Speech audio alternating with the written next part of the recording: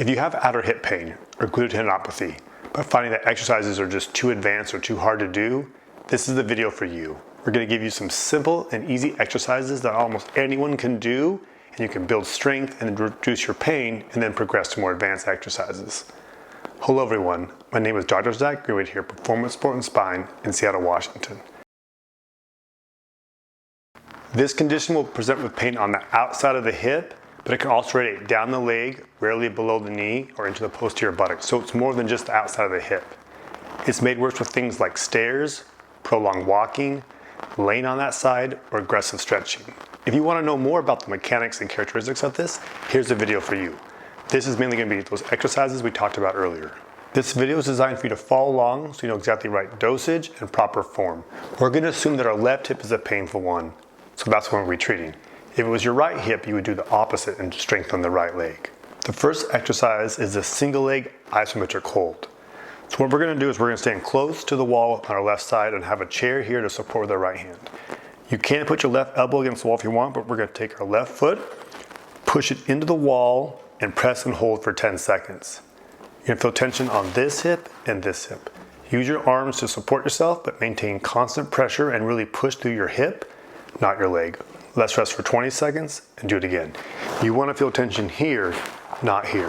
We're trying to load that hip. All right, get ready. Make sure your feet are shoulder width apart. Pause the video if you need. We're going to support and then press our foot into the wall and maintain firm, constant pressure. We're going to start with 2 sets of 10 seconds, but I want you to work up to 3 sets of 30 seconds. Great job. The next thing will be asymmetrical weight shift supported. So we're going to load both our hips. So we're going to hold onto a chair or counter. We're going to shift 60 to 80% of our weight onto the left leg and then hold it for 15 seconds, trying to stay tall on that hip and making sure our hip and pelvis are perpendicular. Don't let your hip collapse in.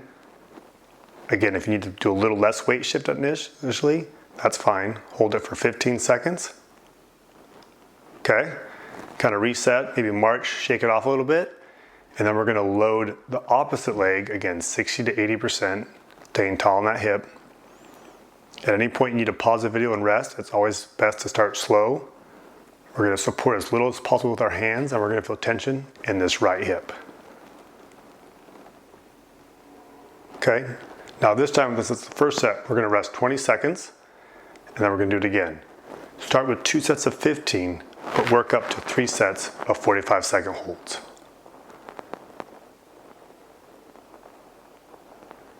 Okay, ready? Support with your hands. Shift your weight, staying tall on that hip. Again, think about kind of stretching your hip up towards the ceiling. Over time, I want you to kind of remove one hand and support with just one hand. And then after a few weeks, try to use no hands. But initially, start with both hands and make sure your form is strong. Okay? Again, if you're ready, we're going to shift to the other side. Hold for 15 seconds. Tall on that hip, kind of stretching towards the ceiling. This should be pretty much all the tensions on the outside of the right hip for this one.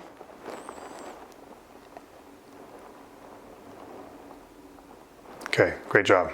The seated clamshell hold. So in a seated position with our hips and knees about 90 and our feet wider than shoulder width apart, flat on the floor, we're going to place our hands outside the knees, and then using our glutes, we're going to press out into our hands and hold isometrically, which means things are contracting but nothing's moving.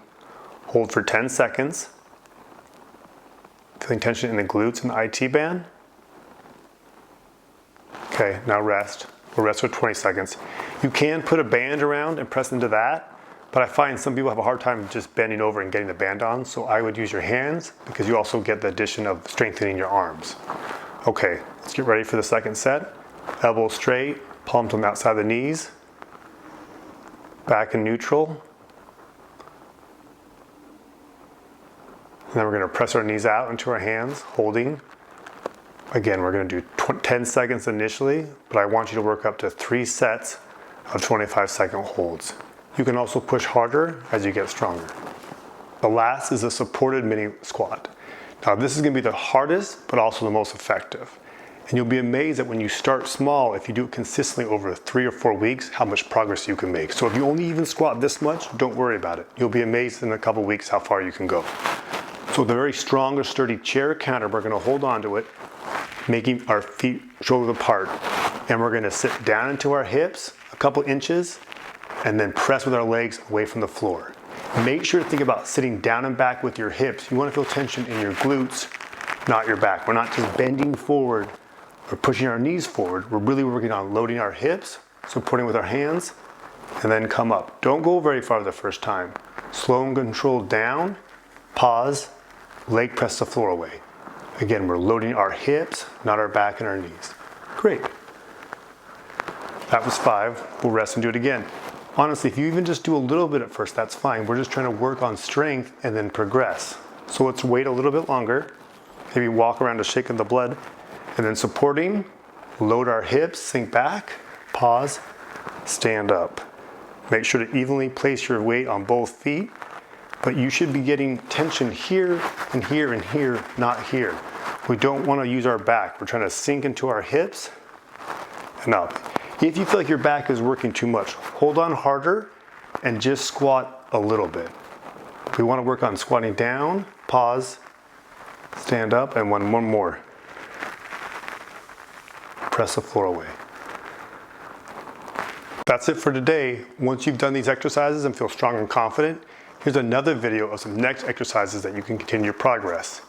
If you did find this video beneficial, please like it and subscribe to our channel.